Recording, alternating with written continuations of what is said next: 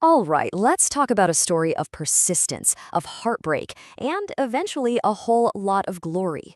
We're diving into the history of the St. Louis Blues, a team whose journey to the top of the hockey world was, without a doubt, one of the longest and most winding roads in all of sports.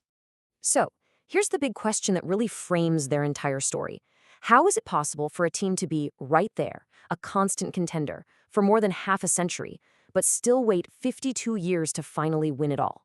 It's a real paradox, and it's what makes their story so compelling. 52. Just think about that number for a second. That's how many years the St. Louis Blues and their fans had to wait for their first Stanley Cup. We're talking more than half a century of hope and, let's be honest, a lot of heartbreak. To really get this story, we've got to go all the way back to the beginning.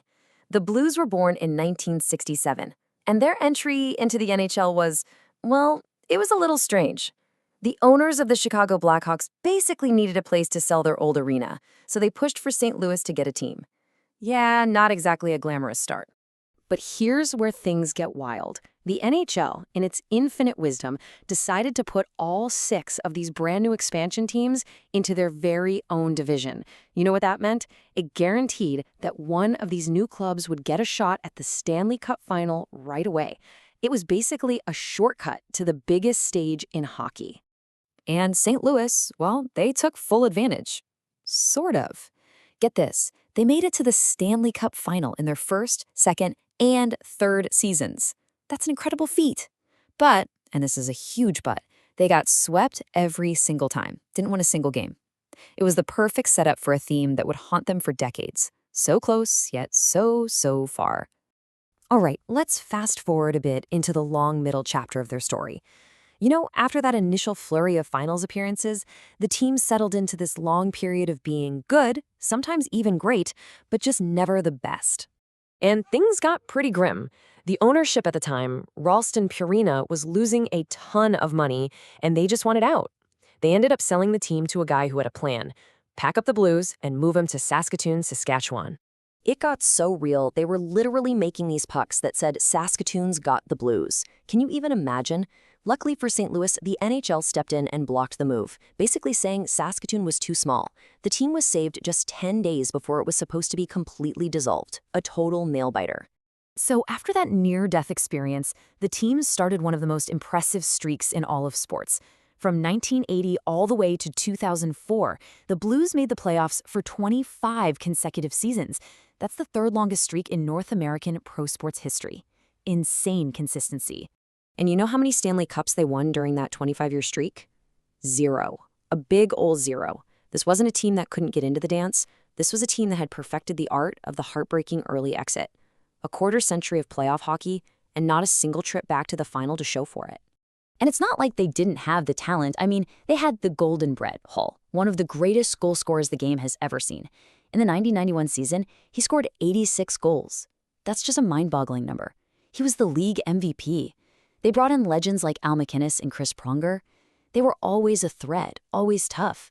But they just kept running into these powerhouse dynasties, the Red Wings, the Avalanche. They were consistently good, but never quite good enough.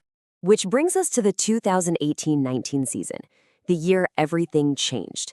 After decades of almost and frustration, absolutely nobody, and I mean nobody, saw what was coming next. Just look at this. On January 3rd, 2019, the St. Louis Blues were dead last in the entire National Hockey League, the worst team in the sport. 5 months later, they were hoisting the Stanley Cup. It is, hands down, one of the most stunning, most unbelievable in-season turnarounds in sports history, period. So how on earth did they do it? Well, it was like a perfect storm of awesome. A rookie goalie, Jordan Binnington, gets called up and just plays out of his mind. An interim coach, Craig Berube, comes in and completely changes the team's attitude.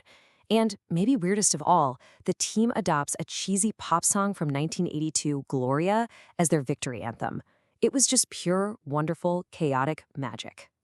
This incredible, magical, Gloria-fueled run took them all the way back to the Stanley Cup final for the first time in 49 years. And who were they playing against? The Boston Bruins. The very same team that swept them way back in 1970. You couldn't write it any better. It all came down to one game. Game 7. On the road, in Boston, for all the marbles. But this time, this time was different.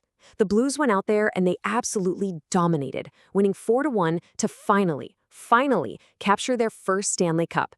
The wait was over. And the celebration, it was just pure catharsis.